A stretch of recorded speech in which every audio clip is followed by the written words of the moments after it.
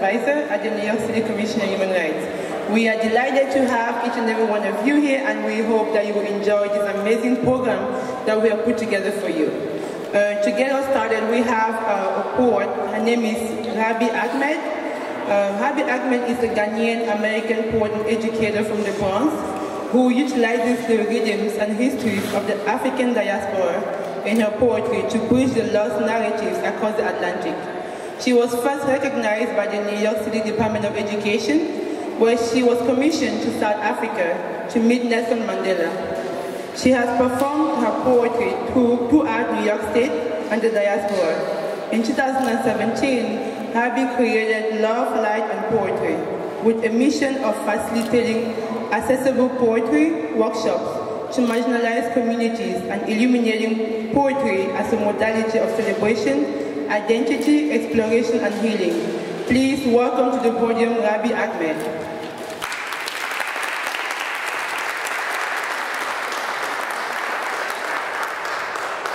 Hi everyone. Can you all hear me? No. No? My. All right, I just wanted to test it out. How y'all feeling? It's Friday. Make some noise for yourself because you made it today. You are alive, we are blessed, we are bright, we are beautiful, all right? Yes. Yes, so like I said, thank you for the great introduction, Christelle. My name is Rabi Ahmed. I am so grateful to be here. I'm so looking forward to the panelist and the keynote speaker. So I will be sharing 3 poems with you at 3 different points, so you will be seeing me 2 other times from now. Raise your hand if you've been to a poetry event before. All right, so what are some things that we do to show affirmation? Yes, let's practice our snaps. All right, I like to do some other things. I'm from the Bronx. Can I get a quiet yes? Oh, y'all didn't mean it. Yes. Yes. I liked it. Can I get a like it tastes good? Yes, you guys are ready, okay? So whenever you're feeling something, you don't have to do it, but this is a community experience. Though I am up here and I have the mic, we are all together. We are all engaging in this storytelling together, alrighty? The first poem is entitled Black Girl Magic. What's a black girl magically burnt out? A dark hole spiraling down the staircase of commitment. I promised myself I'd be just like the greats, carve a legacy wider than my ancestors' reach, sprinkle my lyrical verses to turn this yellow brick road gold, ease on down with my levitation, click my heels and all my people shall be free. But what's in it for me? Who's gonna light the fire when my wax body has withered away, melted into the self-deprecation, falling into the temptation to dive into the give-up.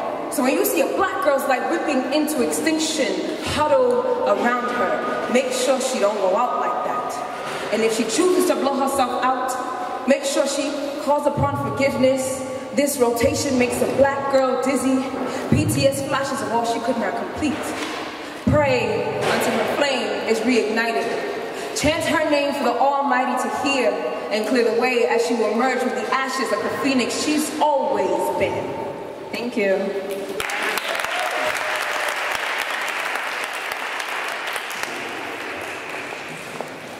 Thank you so very much. Good evening, everyone. Good evening. My name is Frank Joseph. I am the Deputy Commissioner for Community Relations at the New York City Commission on Human Rights. I'm very happy that you all are here today and that we can be here at this event. If you were here during the reception, you heard some jazz music being played. This music was played by Dorothy Ashby. Dorothy Ashby is an African-American woman who is an Afro jazz composer and writer. The thing about Dorothy Ashby is that in the 1950s, when she was writing music, it was dominated by men, and it was also dominated by people who did not look like her. So when you read about Dorothy Ashby, they call her one of the most underappreciated artists of all time. And the music selection that you heard was from her album, Afro Harping. We encourage you that if you have a chance to take a listen on your own personal time. Now, as we're all here today, we know the reality of 400 years later from when the transatlantic slave trade started. 1619, when the first enslaved people came and landed here in the United States, where 12.5 million people were enslaved in America, in the Caribbean, and in the Western Hemisphere. And as we think about this, we know that even now, 400 years later, in 2019, that the African American communities that make up 13% of the US population are still facing socioeconomic and political challenges. We know that many people here personally feel this pain, are personally impacted. So we're asking that you please have a generosity of spirit for your neighbor, and that you please extend grace to them. If you do feel uncomfortable, because we know there are going to be some hard conversations, some hard truths, and some difficult facts that are shared here today. And some people may have some really tough questions that are being asked. If you ever feel uncomfortable, we ask that if you need to speak to your neighbor, that you do so silently. If you need to stand up, take a walk around, do what's best for you. Self-care is the most important thing here as we're wrestling with such a very difficult topic, something that has impacted so many of us. And with that being said, I think that this is a perfect opportunity for all of us, whether it is a higher power that you believe in, or whether it's internally, that we take a second to get that strength that we'll need for these next couple of hours with the conversation that we're going to have. So if we could just have a moment of silence that we can focus ourselves and prepare for this conversation that we're about to have.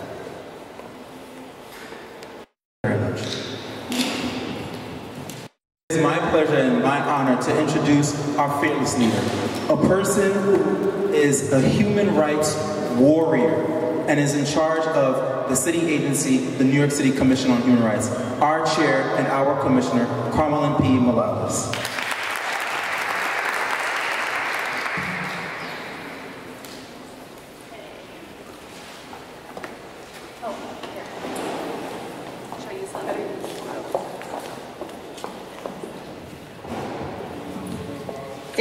Thank you, Frank, for that. Thank you, Robbie, for leading us, and for folks who were thinking that was just way too short, we need more from Robbie. We're going to see a lot more of her later on today. So thank you all for being here tonight. You know, as Frank's welcome just recognized, tonight's event, 400 years later, reckoning with our legacy of slavery and charting an anti-racist future in New York City, it aims to address important topics that are central to New York City and also central to the history of our country.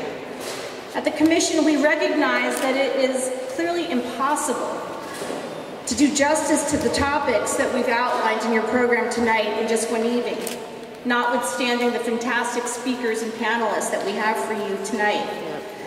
I want to say that this program has been an incredibly special project for many of the Commission staff. As for many of you, tonight's topics are extremely personal. To many of our staff, to your families, and centering conversations on the lasting effects of slavery and anti-Blackness is, for many of the staff at the Commission on Human Rights, really the reason that they wanted to work at an agency like the Commission on Human Rights. So we're extremely excited about the program we've put together tonight. As the head of the Commission, I'm also just wanting to express how humbled I am at the dedication of the staff that I am so proud to lead, many of whom are here today. And I'm grateful for their hard work.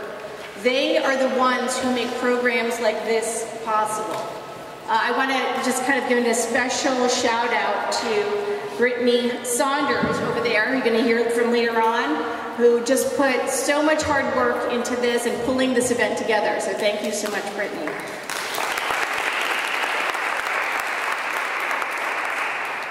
Tonight we commemorate the 400th anniversary of the arrival of the first enslaved Africans brought to the United States by the British.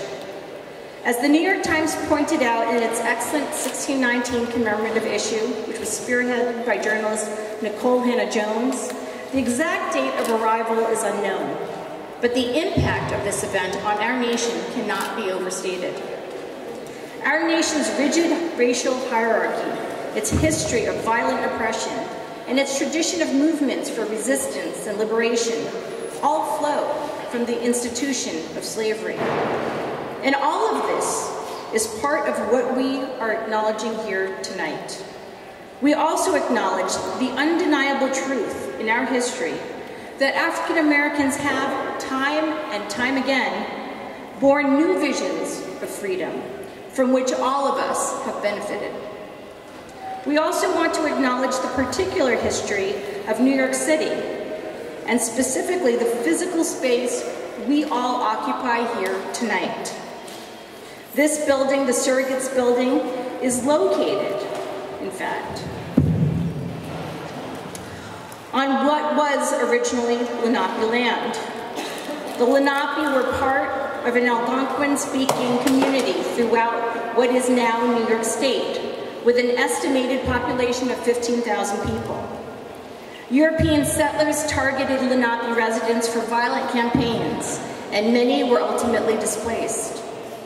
This building, which was built between 1899 and 1907, also sits within the African Burial Ground, a 6-acre area containing upwards of 15,000 intact skeletal remains of enslaved and free Africans who lived and worked in colonial New York. The burial ground dates from the middle 1630s to 1795 and is the nation's earliest and largest African burial ground rediscovered in the United States. Recently, I had the opportunity to visit the National Museum of African American History and Culture in Washington, D.C. with my wife, who's Ethiopian, and our daughters. And those of you who have been there know that the museum has an outstanding collection of artifacts related to the nation's history of enslavement and the central roles that Black people have played in shaping culture, law, policy, and every other aspect of what it means to be an American. Many of us are deeply steeped in this history, and many of us are still learning. In fact, I realize how much I have to learn. At the museum, I was awed by how much of our history I didn't know, how much was left to be discovered. And many of us at the Commission, in developing this event tonight and other projects, have been consistently struck by that same revelation. This was a large part of the inspiration for tonight's event. We wanted to specifically address the history of enslavement here in New York City, a history that is often obscured and overlooked. We also wanted to learn from advocates who are fighting each day to challenge conditions that flow from the history of enslavement and anti-Blackness.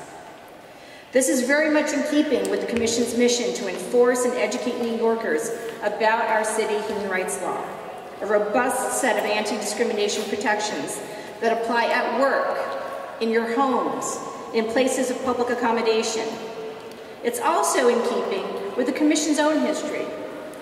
The Commission was founded in the wake of an uprising in Harlem, driven by Black residents' frustration with the exclusion and oppression they confronted on a day-to-day basis. Over time, the Commission has evolved to enforce a wide range of other protections, but it does have its roots in challenging anti-Black racism. With this in mind, we have taken a number of steps in recent years. Through conversations and roundtable discussions with advocates and leaders from Black communities in all 5 boroughs, we heard loud and clear that there was a desire for the Commission to be more vocal, more visible in confronting challenges facing Black New Yorkers.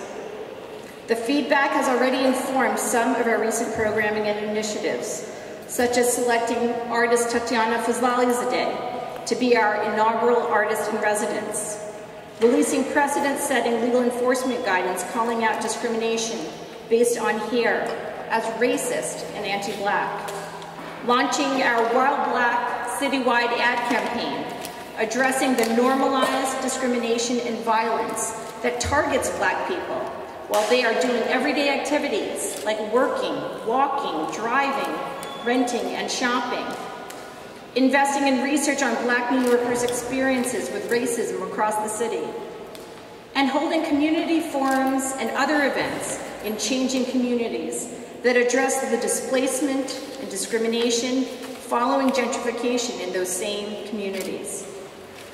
And in the realm of enforcement, we have negotiated settlements that led to the removal of rental policies that disproportionately barred Black tenants. We're holding retailers accountable for racist policies that target Black people in stores. We're demanding reinvestment into Black communities as part of our case resolutions. And we are taking on brands that reinforce harmful stereotypes with racist imagery.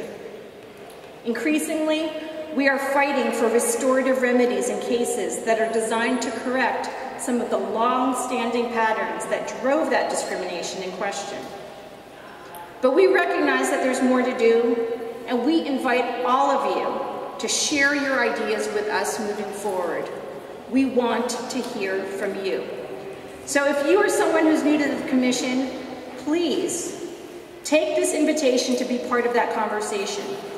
And if you've worked with us before, we hope that you will continue to engage. I'm going to ask that all the Commission staff please put your hands up in the air like this. Everyone here, please take a moment some point tonight to take several business cards, several names with you tonight. There is the recognition that if somebody in you or your community has experienced discrimination or harassment, the last thing you need to do is to figure out how to talk to an actual human being about what has happened to you. So we want to make sure that you have several people that you can call in case that happens. Without further ado, I want to turn to our wonderful program that brought you all here tonight. And I've been asked to make the initial note that, unfortunately, Professor Deborah Archer will not be able to join us today because of an emergency. But you will be hearing more about our other guests as the evening goes on. So, it is my distinct honor to introduce you to our keynote speaker, Dr. Julianne Malveaux. Dr. Julianne Malveaux. Yes.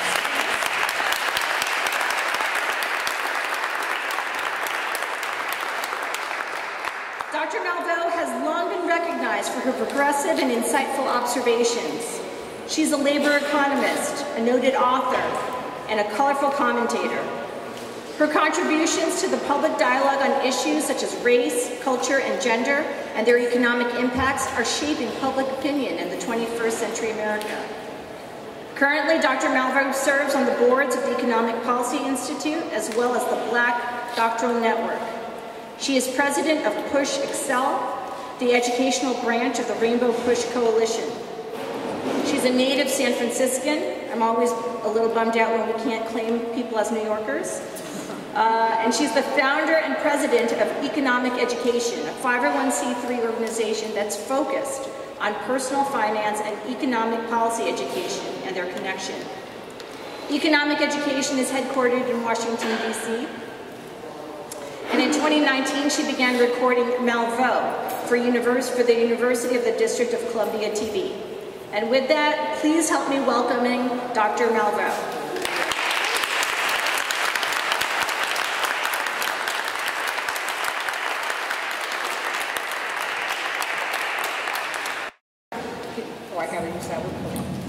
Thank you very much for the warm introduction. Thank you also for the invitation to be here. While I can't claim to be a native New Yorker, I have spent some time in New York City. Wonderful time. I was a professor at the New School back in the day, the 80s. Well, actually, 1980. But even before that, I worked at Essence Magazine as a college student and worked at the Rockefeller Foundation. So I love New York. It's a great place, and I love the work that you're doing. It's so very important. It's really important not only to recognize 1619, but really to look at 1919, which is the summer, the Red Summer, where so many people were lynched, where there was so much racial violence, and one has to ask why this stuff happened. But before I talk about the original sin, many of us think of enslavement as the original sin, but the real original sin was the expropriation of Native people's lands. And when we talk about anti-racism, we so infrequently lift up our Native American brothers and sisters. And so when we begin to talk about unpacking and talk especially as we do in the African American community about the possibilities for reparation, we also ought to talk about how we can restore a population that has been basically beaten down to the point where the life expectancy for a Native person is about 45 years. That's average life expectancy. Why is that? It's because, as with the black population, white capitalist supremacists were able to thingify people.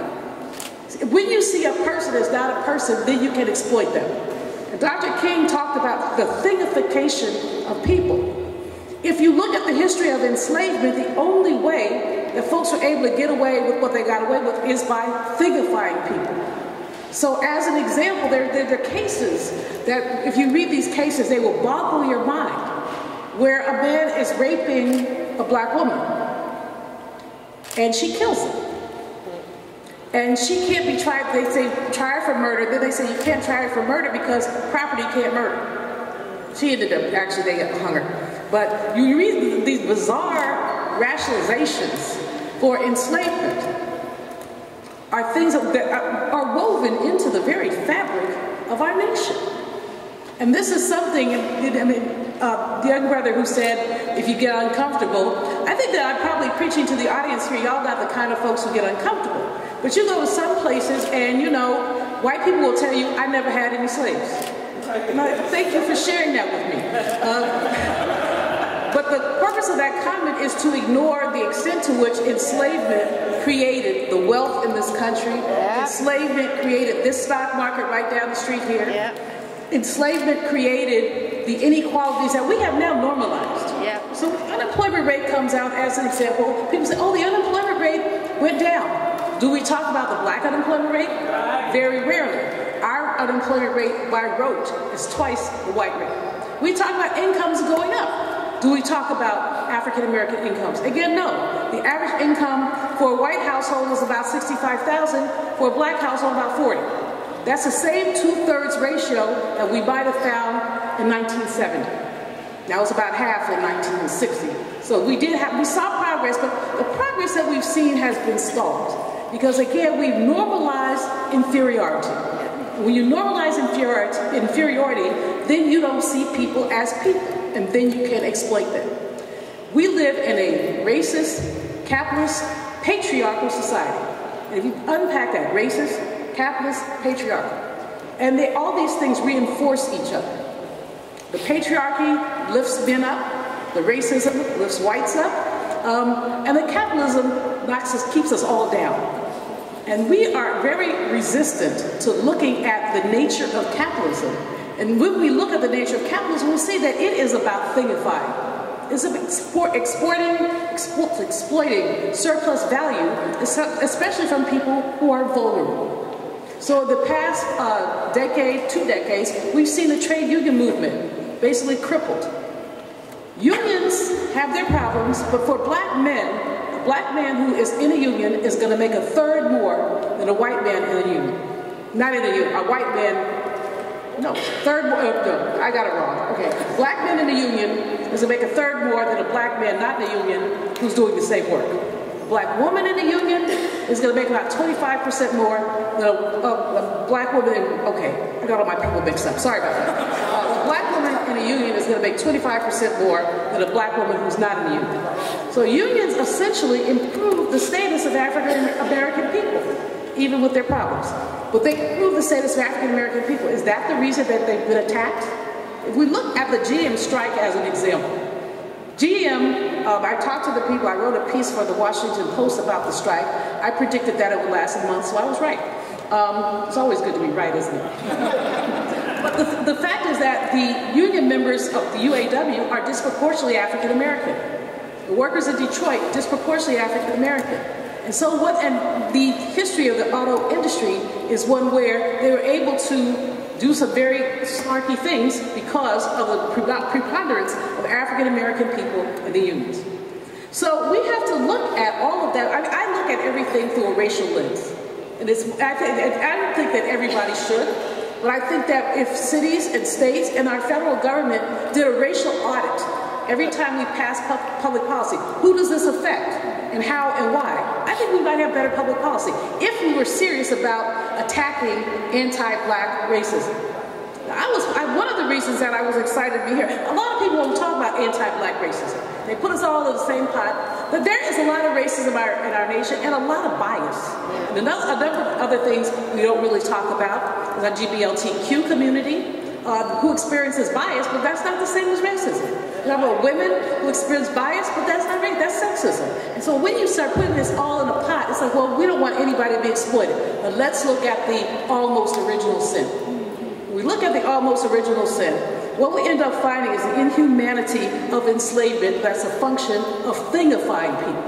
But what you also find, which is fascinating to me, is the period after emancipation between basically 1870 until 1910, well, black people made enormous progress. Enormous progress. In 1880, black people had $1 for every $36 that white people had. By 1910, it was $1 for every $16 white people had. Look at that. You're basically looking at a 30-year period, enormous progress. The wealth gap now is almost what it was in 1910.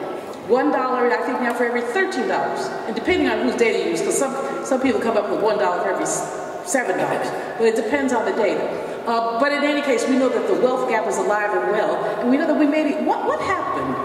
Again, we're talking about thingification. What happened? Wilmington, North Carolina, 1898. African American people had made an alliance with the Republican Party. They were the good guys then. And so they called it a fusion government, where black folks and Republicans were trying to take over the government in Wilmington. At that time, in 1898, there were 11,000 black people in Wilmington and about 8,000 whites. Black and white men, by city law, made the same wages at the shipyard. But if you believe that white people are superior, then that makes white people bad. How come I'm making the same money as you know what? When the fusion government, there was a very thriving black middle class. Some said that black people, in some ways, were even better off than white people. Well, in any case, when the fusion government and the black folks got together to do an election, the only recorded coup in our nation happened in Wilmington. The red shirts, which was translation of the Ku Klux Klan, took all the black, first of all, went into the city hall meeting with guns and made people resign. The day before, they arrested all the black men who were prominent, arrested them, held them, and the next day gave them one-way tickets out of Wilmington. How did they do that? Again, because of thingification and because of the trope, which you know is a trope, that black men somehow have some disproportionate interest in white women. Now, half of those things are lies. I love Ida B. Wells and Alex Manley, who both did editorials about it, basically saying some of these interracial relationships are consensual. And if you're worried about that, Ida B. Wells said, if you worry about black men with your women, you better look at your women, don't look at the black men. She got run out of Memphis for that one. But in any case, these folks literally came, after they put the black women, they went through the community and just killed people. Someone said the river Wilmington ran red. They've documented about 100 deaths, but there are all these people who disappeared. So there may be many more. At the end of that time period, at the end of that massacre, the black population dropped by 25%. People just started leaving. The number of black businesses dropped by 25%. People were afraid to be in Wilmington. People were also, see, implicitly, what this also does is people were afraid to stand out. People were afraid to take chances because they saw what the price of taking chances was. So when that person in the White House, no, that person in the house that enslaved people built, says that he feels like he's being lynched, I want to ask him, have you ever had a rope around your neck? Have you ever been burned alive? Have you ever been run away from your own property? When you look at the wealth gap, a part of the wealth gap is not only this history, the history of lynching. And when you read Ida B. Wells' lynching chronicles, you become frightened, if not sick. Some of the stories are blood-curdling. Mary Turner was a black woman who was 19 years old and 9 months pregnant. There was a white man, and I always forget his name, I have it written down somewhere, but I think I deliberately, when I talk, don't even want to lift him up. He was a mean man, known by blacks and whites for being mean, and the only way he'd get people to work on his plantation was bail them out of jail, convict labor. It's the only way he'd get people. Now, a brother named Sylvester Johnson, he got him out of jail. Then he began to beat him when he became sick. He said, you got to work. Sylvester cracked. He lost it. So he killed the man and shot his wife in the shoulder. The response was that 13 black men who had any association with him, or even some who didn't, were lynched. In a 2-week period, 13 people were lynched. Among them, Mary Turner's husband. So she went to the courthouse and said she demanded justice for her husband. She said she wanted to know who did it, she wanted them to be tried. Well, the white men said they didn't like her tone, they didn't like her attitude, and they didn't like the content of what they said, so they lynched her. They took her and hung her upside down. They lit fire to her dress. So they burned her alive. And then when she was finally dead, they slit her belly open and her fully formed fetus came out, which they stomped. Mary Turner, the Mary Turner story is a story of how people try to keep black women in their place. You're not supposed to say nothing. You're supposed to be docile. You're supposed to be quiet. My mom is 91 years old. She's a native of Mississippi. And from time to time, we have it out because she's like, Julianne, you don't have to talk like that. You know, I'm like, yeah, I do. You know, I almost got a ticket once in Mississippi and she started crying. Because I told the dude, I said, give me a ticket and let me go on my way. Mommy said, oh, no, Julianne, you have to be nice to that man. I'm like, no, I don't. Arrest me if you want to. She started crying, so he felt sorry for her, so he didn't give me a ticket. I said, maybe I take you when I'm speeding somewhere else. But in any case, all of these lynchings were warnings that you can't do. Yeah. Now, to be fair, there were a few white people lynched. Use truth. Acknowledge your own biases. Acknowledge the history that you don't know, and then make it your business to learn it. Because you can do that. We can, Congressman Elijah Cummings was funeralized today. He was a friend and died way too early, really a stalwart. But what he said one day in Congress was, we're better than this. When they wouldn't pass a law to stop the caging of children. He said, we're better than this. When I look at racism in this country, I say the same thing. We're better than this. Then I ask you personally, are you better than this? What are you going to do about it? Thank you very much.